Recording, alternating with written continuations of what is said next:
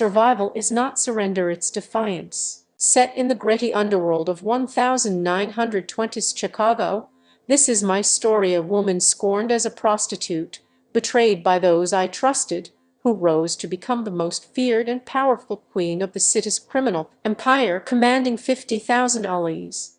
They gaslit me into believing I was worthless, but I uncovered their lies and turned their betrayal into my triumph. I refused to break, chose power, and exposed their deceit to claim my throne. This heart-shattering historical drama of betrayal, redemption, and ambition will break you, make you question who you trust, and show you the strength of a woman who rises from nothing. My name is Clara, and I once believed in love and loyalty. I lived in the shadows of Chicago's bustling streets, surrounded by my lover, Vincent, a charming bootlegger, my older sister, Rose, my younger brother, Tommy, and a makeshift family of fellow outcasts. We survived in a world of speakeasies, jails, and mob wars, scraping by in a city ruled by greed and power. I was 27, a prostitute working the dim alleys of the Look, dreaming of a life beyond the streets, a dream to open a shelter for women like me, trapped by circumstance. My days were filled with whispered promises from Vincent,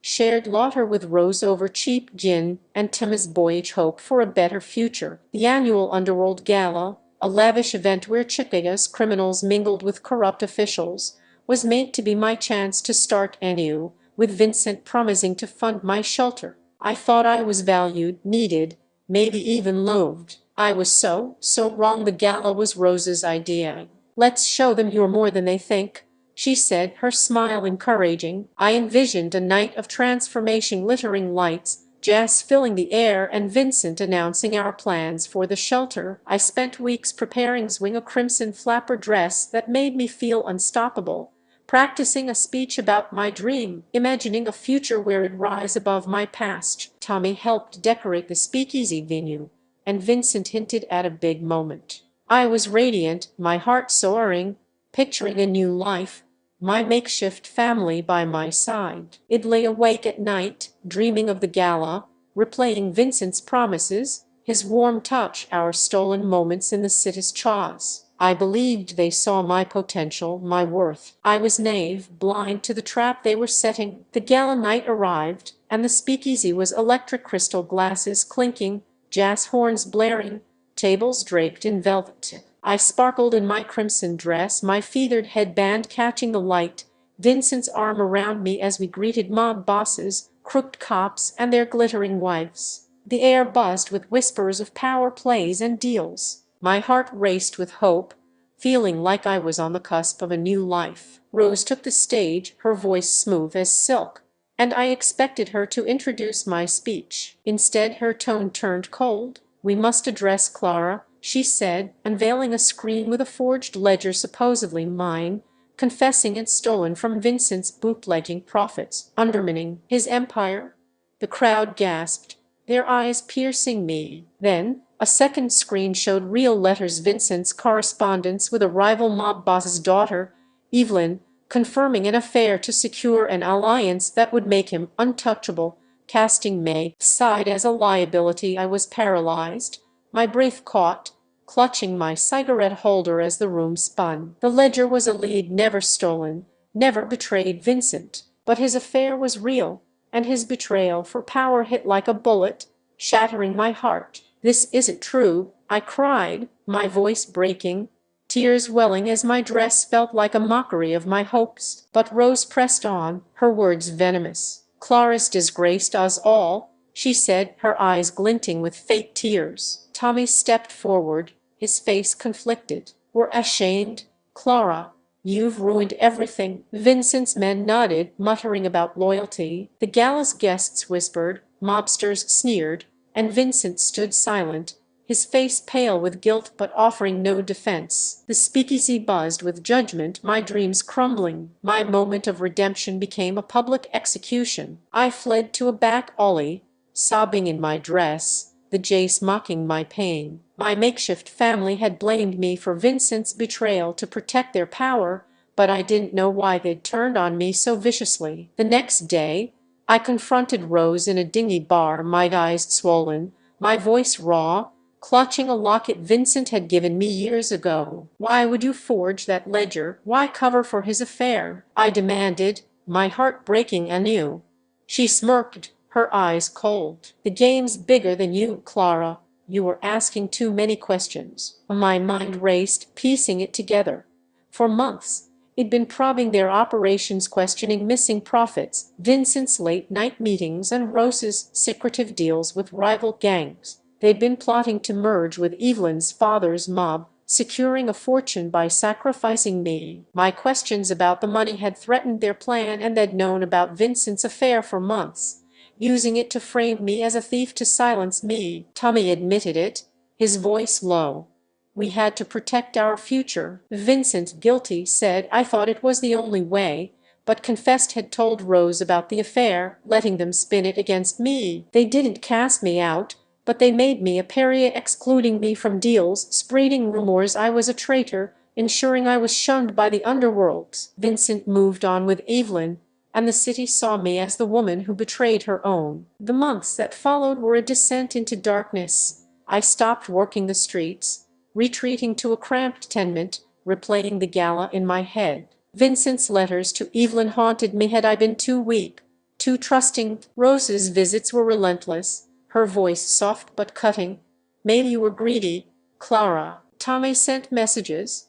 "We still care, but you need to fix yourself." Their gaslighting worked. I began doubting myself, questioning if it brought this on myself. It hold the locket, its shine gone. Terrified, my dream of a shelter was dead. My confidence shattered.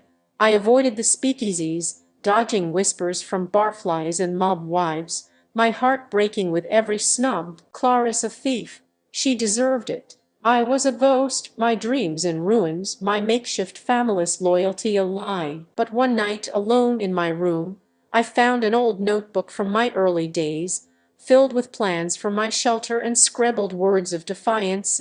"Your strength is your fire, Clara." Those words reignited a spark. I wasn't the villain they'd painted. Had been betrayed. I decided to fight back, not with tears, but with cunning. I still had contacts among the city's outcasts, prostitutes, pickpockets, and forgotten runners who owed me favors. With trembling hands, I started digging, infiltrating Vincent's operations through whispered taps and stolen ledgers. I uncovered proof.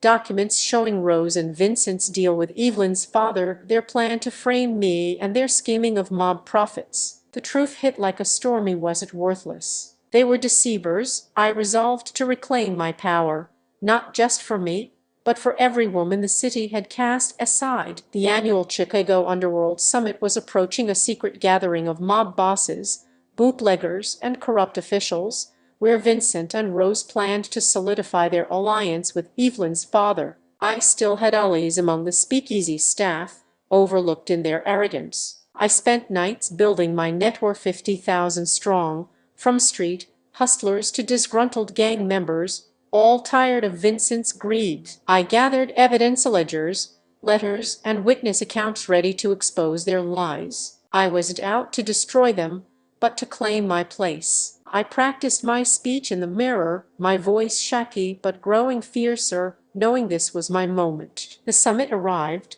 a shadowy affair in a hidden warehouse, buzzing with power players and jazz. Vincent and Rose stood tall, toasting their new alliance, Tommy by their side, Vincent's arm around Evelyn. I entered in a new black velvet gown, my presence a shock, my eyes burning with resolve. As Rose's speech peaked, boasting of loyalty and empire, I signaled my allies to unveil my evidence, projected on a makeshift screen, a modern touch for the era. The warehouse fell silent as ledgers and letters appeared, exposing Vincent's affair, Rose's plot, and their theft. "This is the truth about your leaders," I said, my voice steady, holding my locket. "They framed me, betrayed me to steal power. I'm Clara, and I'm done being their scapegoat." The crowd erupted, mobsters shouting, allies cheering. Rose froze, her glass trembling. Vincent tried to interrupt, but my network, 50,000 strong, stood with me, blocking his men. I spoke of my pain, my dream, my fight. They called me worthless, but I built an empire from nothing. I'm enough. The bosses turned on Vincent, Evelyn's father walked out, and my allies rallied. I walked out, head high, my gown catching the light, leaving them to face their ruin. The aftermath was seismic. Vincent's empire crumbled, Rose's influence vanished, and my network grew into Chicago's new underground force. Rose sent threats, but I replied, "You betrayed me first." Tommy apologized, and I forgave him. He was young, manipulated. Vincent begged for mercy, but I chose power over his promises, building my shelter for women. I became the Empress of the underground, my name whispered in I am still healing, the betrayal a scar. I miss Thomas' hope, Rose's old laughter, even Vincent's charm. Their fall stings, but am not the woman who doubted herself anymore. Am Clara, who knows her strength whole, never let lies dim her fire. Exposing them was my triumph, my legend. Betrayal cuts deep, but it builds legends. Don't let anyone silence your strength or steal your fire. Your heart is your empire, and no lie can take that away. If this story moved you, like and subscribe for more historical dramas. Share your fight in the comments. We're stronger together. Keep shining, sisters.